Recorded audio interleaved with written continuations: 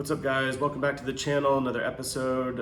In this one we're going to be building a rear ladder for the Disco 2. So I could have probably bought one fairly cheaply, or if I was inclined, I could have gone down into deep Dallas and went around through some of the scrap yards and probably found a scrap one there, a stock one rather than a scrap one, a stock one that I could have probably bought for a few bucks and put on there. But there's not a lot of challenge in that.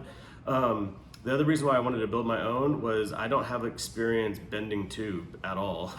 And I borrowed a tube bender from the Build Break Repeat guys. And if you guys haven't checked out their channel yet, be sure to check it out. They're really cool boys. They're here local to me in DFW. So basically I needed a small project where I could learn how to, use the tube bender and bend up that rack. So that's what you're gonna see in this episode. And at the end, stick around to the end, and I'll go through some of the things I would have done differently and some of the challenging pieces. But be sure to give a like and subscribe. It'd really help me out. Keep bringing you guys new, fun fabricating projects like this. So stick around.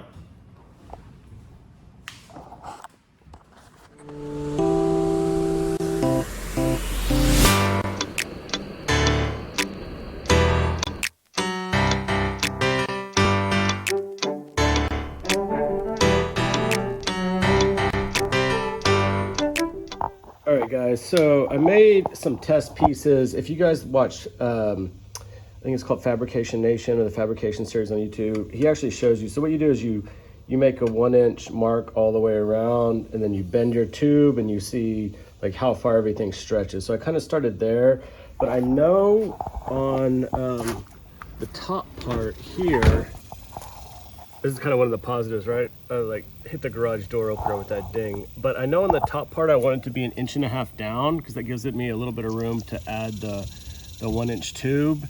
So I want to make a plate that goes there, and then how it's typically done, we can show you, it wraps around up here and then comes down and bolts into this really thick frame section. So that's what I'm going to do right now. I just want to measure everything off and cut it. Okay, so here's what happens. This is like, let's see if we get to focus. Yeah, like just over 1/2 inch, so 7/8. So what I'm going to try to do, this is a 16 gauge. What I'm going to do is I'm going to try to score on the under part of this line, and that'll be my weld line. And then what I'll do is I'll bend it at 90 and then come back in and just probably like fusion weld all of this, and maybe add a little bit of filler in a couple spots if needed. So yeah, that'll give me my bend piece. So what I'll do is I'll drill through this section here to bolt it to the actual frame of the car. Yeah, so I'm just gonna clean this up. So what happens is, this is the front side. This is the part that the tube is actually gonna attach to. That's not a great representation, but you get the idea, right? So it's gonna go right here. It's gonna get welded around, but it needs to bend over at like almost 180 degrees. And it's kind of a pain to weld this. Even if I tried my score method, it would be tough to get the tungsten in there to weld everything. So what I'm gonna do is I'm gonna space this out and basically weld it like this. So that means I need to dress all of these corners, all these inside edges, this corner. This will get bent and then trimmed down. So that's kind of where I'm at right now.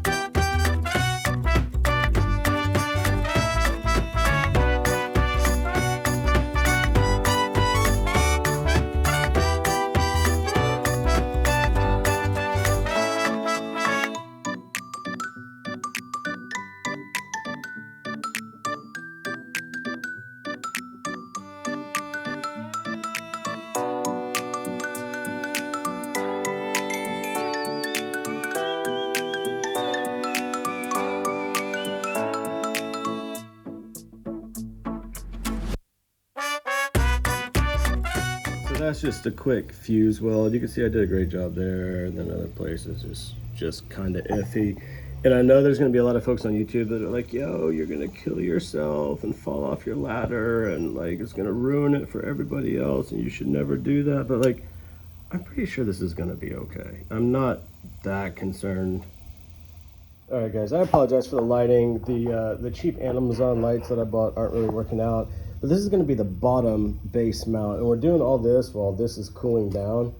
So yeah, so it's going to be 1.5 inches, or yeah, it's basically, yeah, roughly 1.5 inches, and then it comes over 2 inches to the sweat mark, and then over here is the second piece. So that's I'm gonna zip this down right across here, zip this out, and then I'm gonna round everything off and shape it.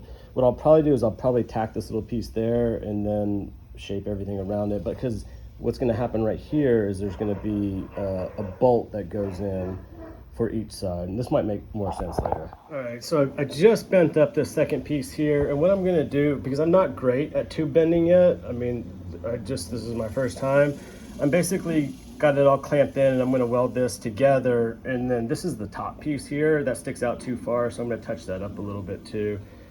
Should be good when it's done. Okay, so I hand coked these. This one needs a little bit more work, kind of up on the top and over here, but I got it all level and squared up. So what I'm gonna do is I'm gonna mark 2 lines, probably right in here, definitely right in here, and right in here, so they're my index lines, so I know where to line this up when I take it back off and do the tack welds. But yeah, that's pretty much it. Got these all tacked in. That one obviously needs a bit of work, but yeah, so this is an example of what I did. I basically hand coped this one at a right angle. This one was a funny angle because it's angled. Tapped it in and then made sure it was square from this direction and this direction. This one didn't really have an index mark for square. So what I did was I measured from right here to right here, and got that measurement and made sure it was the same from right here to right here. So I'm feeling pretty confident it's within about 1/8 of an inch, so I'm happy with that. Here's the final result. So it luckily covers up a ding that I got in the top when I hit the garage door opener, backed into it. So overall, pretty happy with it. I think it follows the lines fairly decently. It's a lot more beefed up than maybe the Land Rover one. So that's the final look.